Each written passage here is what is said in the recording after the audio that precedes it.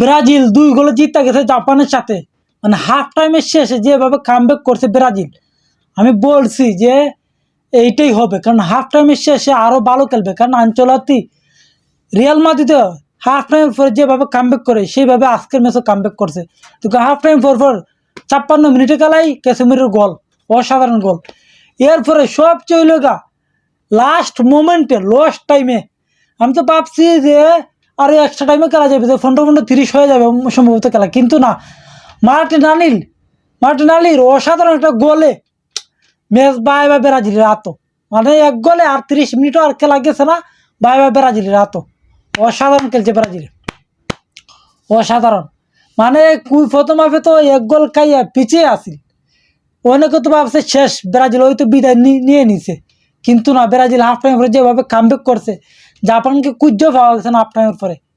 কিন্তু অসাধারণ খেলছে ব্রাজিলের লাস্টের দিকে। আর সর্বশেষ ফিনিশিং গোলটা মানে মার্টিনালির অসাধারণ একটা গোলে, মানে 96 মিনিটের খেলা গোল।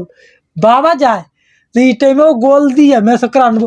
গত ম্যাচও সেম অবস্থা হয়েছে, আজকের ম্যাচে 96 মিনিটে খেলা গোল দিয়ে গিয়া ব্রাজিলকে রাউন্ড অফ 16 নিয়ে গেছে মার্টিনালি।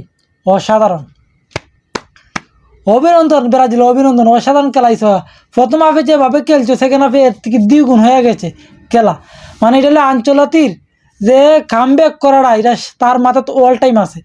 যে হাফ টাইম পরে যে কটা চেঞ্জ করছে না, এই কটা চেঞ্জেই পুরো খেলার ধরনটা পাল্টাই দিয়ে দিচ্ছে, পুরো খেলার ধরনটা পাল্টাই দিয়ে দিচ্ছে।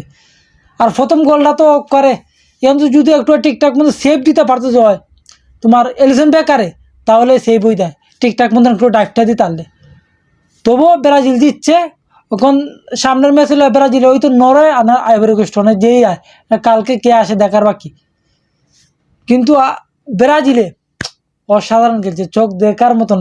প্রথম হাফে যেমন তেমন সেকেন্ড হাফে গিয়ে অসাধারণ, পুরো আগুন খেলা দিচ্ছে সেকেন্ড হাফে গিয়া, এখন দেখার বাকি।